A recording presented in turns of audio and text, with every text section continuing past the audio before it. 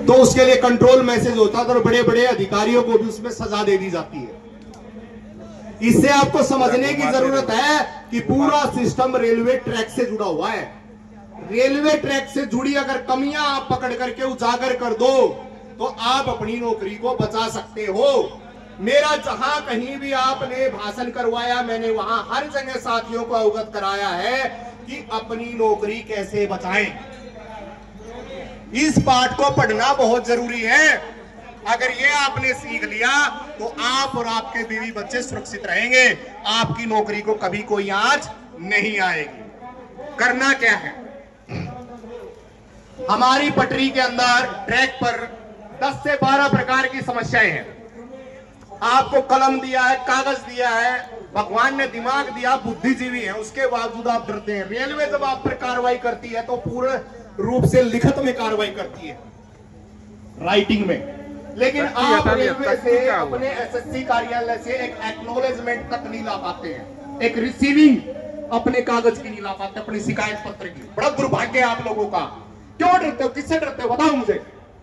एक अधिकारी का नाम लो।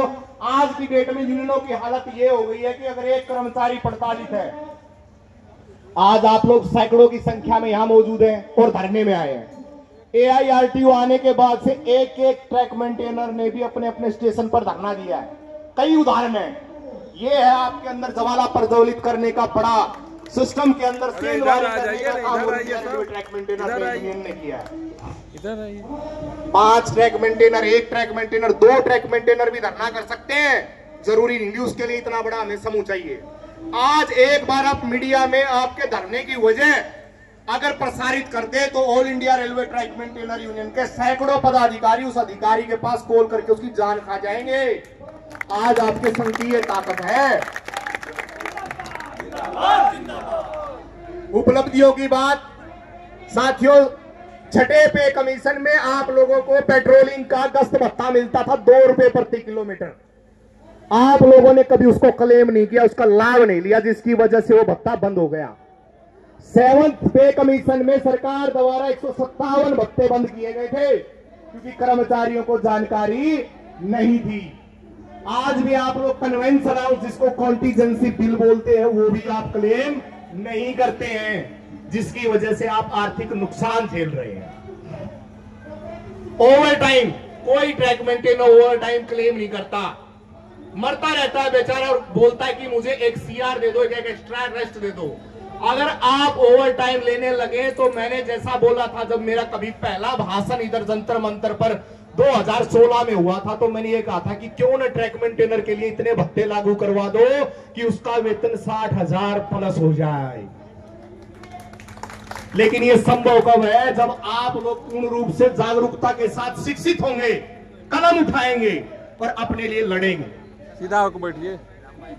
आप लोगों के लिए इस बार 8वें पे कमीशन में जितने भी ट्रैक मेंटेनर पेट्रोलिंग पर जाएंगे, सबके लिए 25 रुपए प्रति किलोमीटर के हिसाब से गश्त भत्ता दिए जाने की मांग all India railway track maintainer union. जिंदाबाद, जिंदाबाद। दोस्तों, तभी ड्यूटी पर जाता है जब देश के अंदर आपातकालीन स्थिति पैदा हो, कर्फ्यू लगा हो, मौसम खराब हो, मूसलाधार बारिश हो, लैंडस्लाइडिंग हो। इतना सारा खतरा होने के बाद ट्रैकमैन अकेला पटरी पर खड़ा मिलता है। इसीलिए मौसम के विपरीत कार्य करने वाले कर्मचारियों को क्या बैड क्लाइमेट अलाउंस, यानी कि खराब मौसम भत्ता नहीं मिलना चाहिए।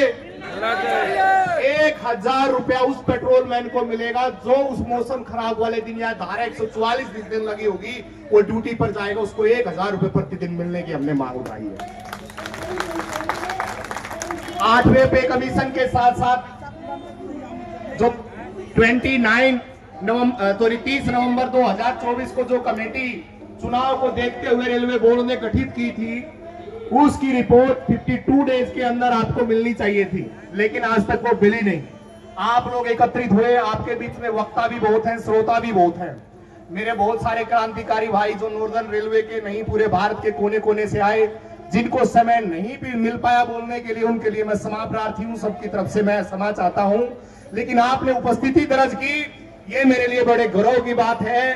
ठीक है, आप अपने सतर कभी मत देखो कि छोटा है या बड़ा है, वहां बैठो यहां बैठे हो, आप और हम एक हैं, इसीलिए आज हम सब एकजुट हैं। उम्मीद करता हूं कि बहुत जल्द आप लोगों के लिए